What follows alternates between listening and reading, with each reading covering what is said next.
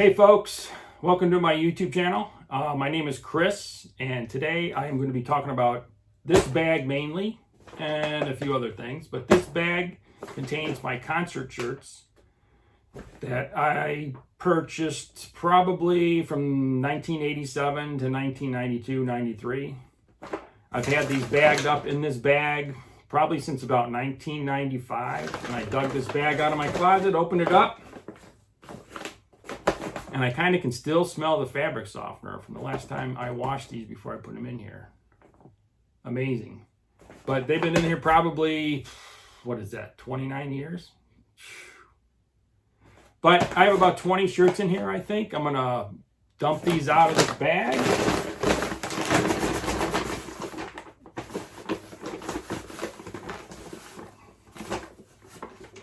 And I'm going to put them on hangers so I can show them to you guys a little better. But here's all my concert shirts that I wore back then. Let me put them on hangers, and then I'll get to talking about the shirts and a few other things.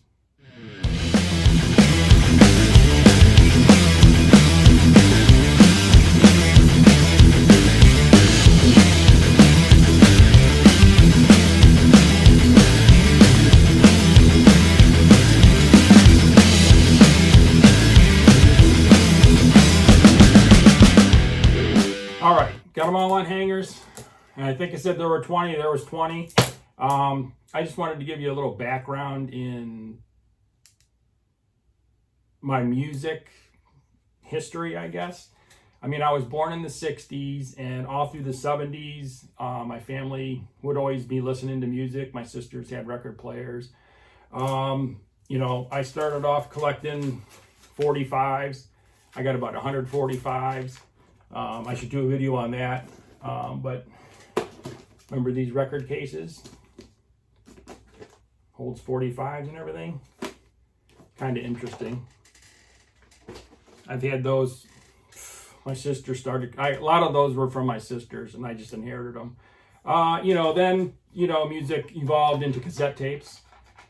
I don't have many of these at all. Cassettes, they really didn't last. They kind of distort the sound and all that. And then we moved up to CDs, and I started really collecting CDs when I got more into music in probably very late 70s, early 80s. I got a few hundred CDs, and I also got some VHS tapes of heavy metal bands, rock bands. Iron Maiden was one of my favorite bands. And I have one tattoo, and it is of Iron Maiden. There's Ozzy, Def Leppard, Metallica, Cliff 'Em All, awesome, and Metallica, 2 of 1. And I have Bon Jovi and Cinderella right up here too. I didn't have too many VHS, it was more into the music CDs and all that. Let's get rid of some of the stuff. And I have one hat, Ozzy Osbourne hat. I wore the crap out of this back then. And when they were selling things at concerts, I mean, they had some hats, but they didn't really have too many like shirts. But this is my Ozzy hat, one and only. Love it. So let's get to the shirts. I guess they would call these vintage shirts. Which is fine by me. So let's go through these. This is Iron Maiden, Somewhere in Time. It's funny, this concert most of my concerts I saw at the Richfield Coliseum in Cleveland. So that place was great. Out in the middle of nowhere. It wasn't in downtown Cleveland or anything like that. Although I did go to some places in downtown Cleveland I'll talk about. But this was in Richfield. We were sitting way up at the top, and this guy came running around the top selling these shirts. So I don't know if they were authentic concert shirts or not. But this has Somewhere in Time on the front. And then this is what my tattoo looks like. It's from Iron Maiden Killers album.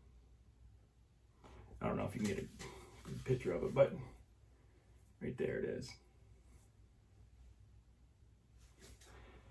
So that's that. And here's Megadeth.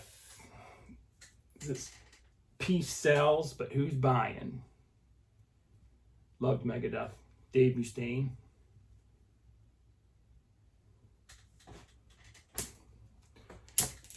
There's Metallica.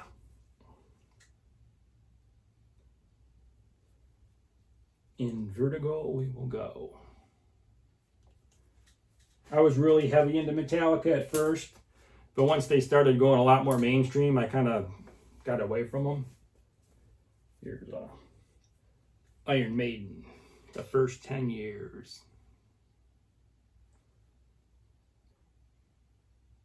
And then on the back, it shows all the 80's back there. Awesome. He was one of my favorite characters. And this is Ozzy Osbourne and Randy Rhoads. It's kind of wrinkly. Tribute. One of my favorite shirts. And the back says Ozzy Osbourne, Randy Rhoads Tribute. And let's see, Motley Crue. Kicking ass on the wild side of our town. These types of shirts here were my favorites to wear. I love the longer sleeves like that and the white. There's that. Another Megadeth.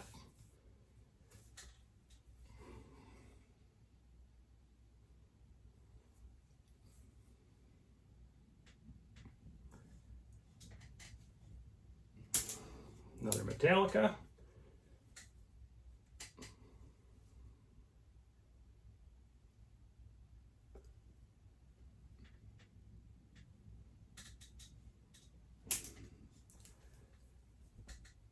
Iron Maiden, Make My Day. Stranger in a Strange Land.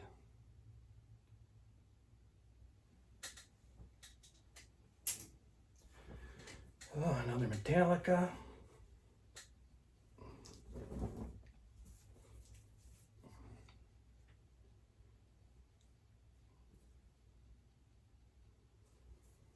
It's got their faces on the back here in the hammer. And here's a different group. I liked them. It's a Christian rock group named Striper. I thought they were pretty good. This is their To Hell with the Devil tour.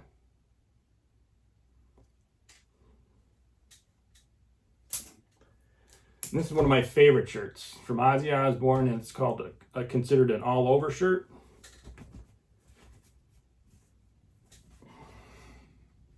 And there it is, right there.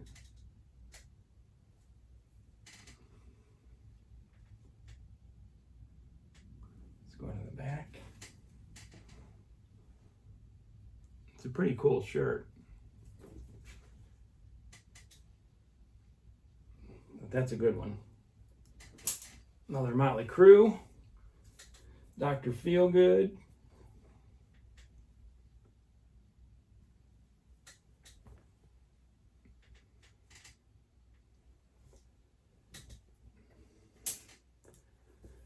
And here's a Kiss one. I went to Kiss concert. I think Ted Nugent was with them.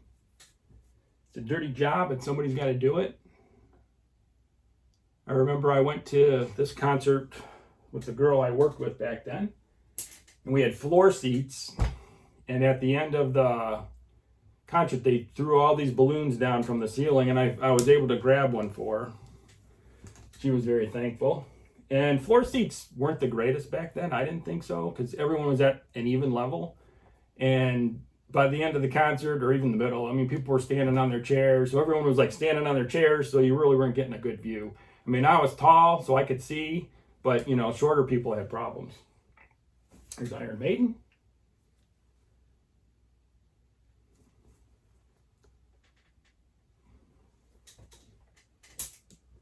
White Lion. Their rock and roll tour.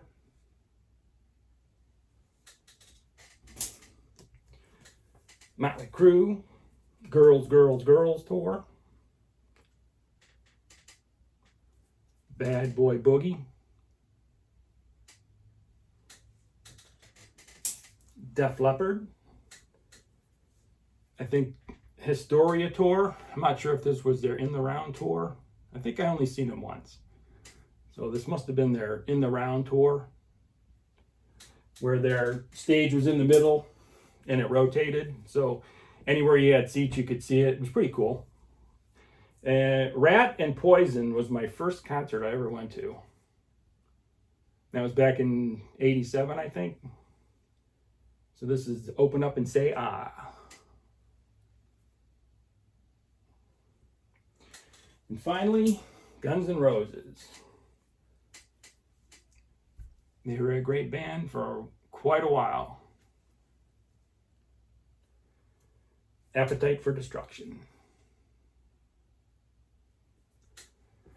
And I got all my concert tickets. I think I've saved them all, so I can remember, what years and how much some of these were. I remember going to these concerts and shirts were like $7, $8. Concert tickets were $16. Let's see, some of the earlier ones were Iron Maiden was $14. Those are some pretty good prices back then. Now, look at the price now. Wow.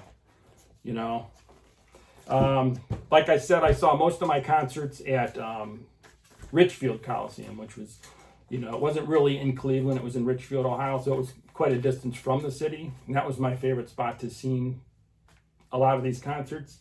I seen Metallica at Blossom Music Center. We had grass seats, so that was just okay. There was some pits out there going around us and all that stuff. I don't know how much better it would have been, under the pavilion. But Blossom's just okay to me. Let's see. I saw Lita Ford.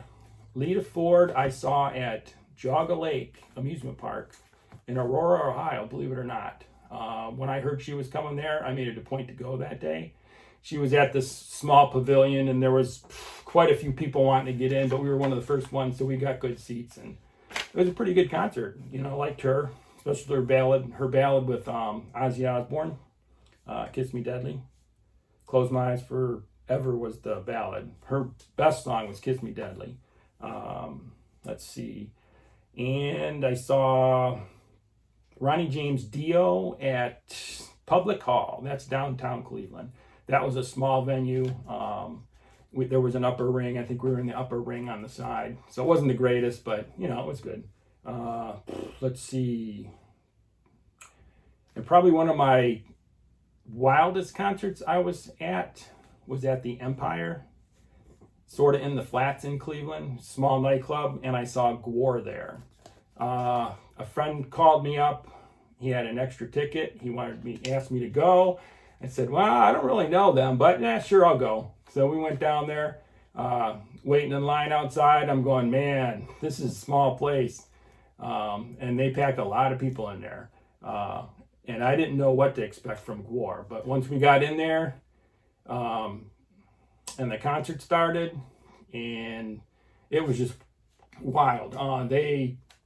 If you don't know who Gwar is, I'm sure a lot of you do, they shoot a lot of this liquid out at you, and all these different characters they're dressed up as and everything. It's really a great show. But I didn't want anything to do with getting up there in that liquid, and I think it's red. It was red back then. So I kind of was off. We were off to the side, into the back, and I was looking around at exits because it was packed in there. And I wanted to make sure I was near an exit I could just hurry up and get out of in case anything happened, because you never know. But that was probably my wildest concert I've ever been to. I would say my favorite concerts were probably Iron Maiden and Motley Crue, when Tommy Lee had his drum solo that would raise off the stage on this beam, and then it would come out over the audience, and he'd be doing these turns, and he'd be playing the drums upside down and everything like that. I went to that concert twice because it was here in Cleveland twice. So I went once by myself, or I can't remember who I was with, but the second time I took my brother for his birthday and his friend. Man, it was great.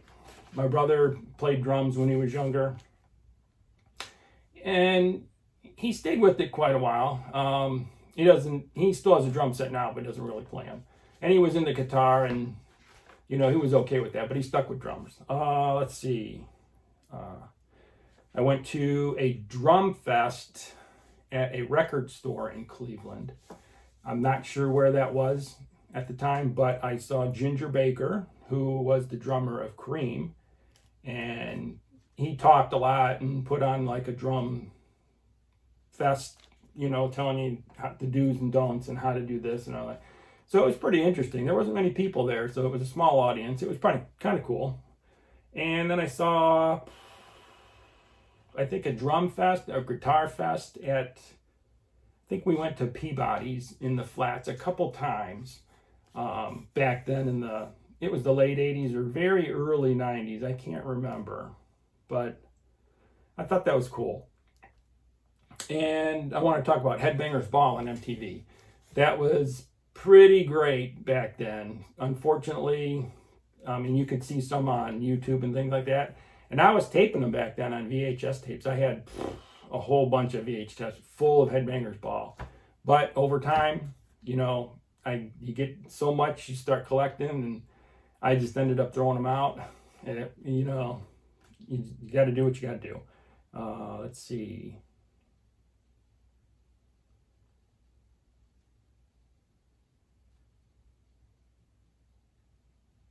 I remember on Fridays when I would get my paycheck and cash it, I would love going to the record stores and just looking through all the records, picking out what I wanted to buy. I would buy something every Friday, and my collections got pretty big, and that lasted quite a few years, and I still have a lot of that collection.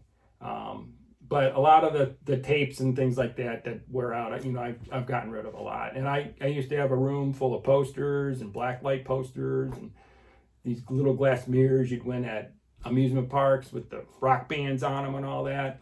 I saved those for years, but then space again, I just started throwing out that stuff, which, I can kill myself now for doing it, but you just got to do what you got to do.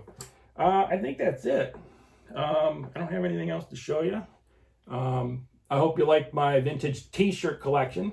I'm glad I still have it. It's in pretty good shape. There's no holes or anything in them like that. And I'm proud to have all these and all the memories with all my concerts I've been to. So I thank you for watching. Any questions? Any comments? Any of your experiences when you were going back to concerts? Anybody from Cleveland area that were going to Richfield or anything in the Flats in downtown Cleveland? Love to hear it in the comments. So please give it a like.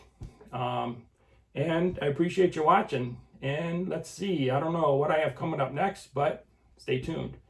Thanks.